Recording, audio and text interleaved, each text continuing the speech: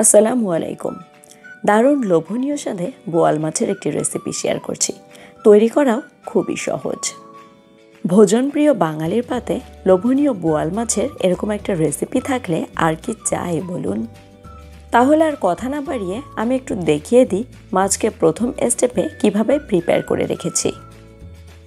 আজকের রেসিপির জন্য এখানে আমি 4 পিস বোয়াল মাছ নিয়েছি। আর মাছকে কিভাবে কেটেছি এটা তো স্ক্রিনে দেখে বুঝতেই পারছেন। প্রথমে মাছের গায়ে পর্যাপ্ত পরিমাণ লবণ ও হলুদ মেখেছি। এভাবে মাছকে একটা সাইডে রেখে পরবর্তী স্টেপে চলে যাচ্ছি। প্রথমেই প্যানে রান্নার জন্য পর্যাপ্ত পরিমাণ তেল নিয়েছি। এটা রান্নার রেগুলার তেল। তেল গরম হলে পেঁয়াজ কুচি দিয়ে দিচ্ছি। এখানে হাফ কাপ পেঁয়াজ কুচি আছে। আমি পরবর্তীতে আবারও পেঁয়াজ বাটা ব্যবহার করব, এজন্য পেঁয়াজ কুচির পরিমাণটা কমিয়ে দিলাম। পেঁয়াজকে সোনালি কালার করে ভেজে নিচ্ছি, তবে খেয়াল রাখবেন পেঁয়াজ যাতে অতিরিক্ত পুড়ে না যায়, তাহলে কিন্তু রেসিপির কালারটাই নষ্ট হয়ে যাবে। প্রথমেই শুকনো মরিচের গুঁড়া দিয়ে দিলাম হাফ টেবিল চামচ। ছোট্ট একটি টিপ শেয়ার করি, এই যে আমি তেলের উপরে শুকনো মরিচ দিয়ে দিলাম, এতে করে রেসিপির কালারটা দারুণ আসবে। পেঁয়াজ বাটা দিয়ে দিলাম 1 টেবিল চামচ। অ্যাড করছি জিরা বাটা 1 টেবিল চামচ। আজকে একদমই ফ্রেশ মাছ ব্যবহার করছি। এখানে রসুন বাটা ব্যবহার করছি 1 চা চামচ। এই রেসিপিতে রসুনের পরিমাণটা কম ব্যবহার করার চেষ্টা করবেন, না হলে রেসিপিটা খেতে আবার তিতা লাগবে। পর্যাপ্ত পরিমাণ হলুদ ও লবণ দিলাম, সাথে অ্যাড করেছি ধনিয়ার গুঁড়া হাফ টেবিল চামচ।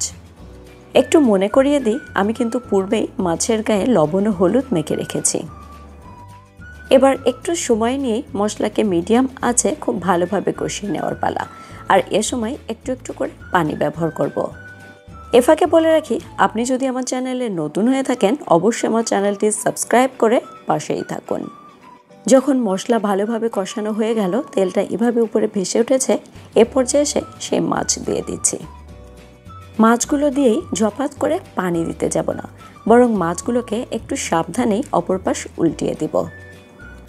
আপনি চাইলে মাছকে উল্টানোর সময় 2টা হাতলও ব্যবহার করতে পারেন। মাছগুলো সব উল্টানো হয়ে গেলে কষানোর জন্য সামান্য কিছু পানি ব্যবহার করব। মনে রাখবেন এটা কিন্তু ঝোলের পানি না, কষানোর জন্য দিলাম।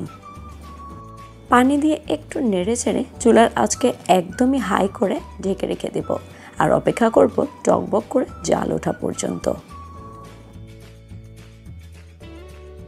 যেই না মাছে টকবক করে জাল উঠতে শুরু করলো, তখন আর মাছকে আগলা করে নাড়াচাড়ার দরকার নেই, বরং হালকা হাতে দুলুনি দিয়ে দিলাম। এতে করে হবে কি, মশলা তলে ধরে যাবে না। চুলার আঁচ এখন থেকে মিডিয়াম করা আছে। কষানোর জন্য যে এক্সট্রা পানি ব্যবহার করেছিলাম সেটা টেনে গেছে। এ পর্যায়ে এসে ঝোলের জন্য পানি ব্যবহার করব।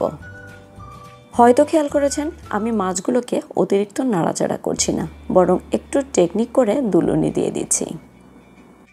ঝোলের জন্য পর্যাপ্ত পরিমাণ পানি দিয়ে স্বাদকে আরও দ্বিগুণ করার জন্য 4-5টা কাঁচামরিচ সামান্য ফেলে দিয়েছি। এটা অবশ্যই দিবেন। চুলার আঁচ একদমই হাই করে ঢেকে রাখছি। পরে জাল উঠে গেলে চুলার আঁচকে কমিয়ে রাখছি। প্রায় 4-5 মিনিট পরে ফিরে আসলাম। একটু বলে রাখা ভালো, এই রেসিপিতে ঝোলের পরিমাণটা অতিরিক্ত থাকলে খেতে কিন্তু ভালো লাগবে না। তবে মাছের স্বাদকে আরও দ্বিগুণ হারে বাড়ানোর জন্য এ পর্যায়ে এসে ভাজা বা টালা জিরার গুঁড়া ব্যবহার করছি। এটা অবশ্যই ব্যবহার করবেন।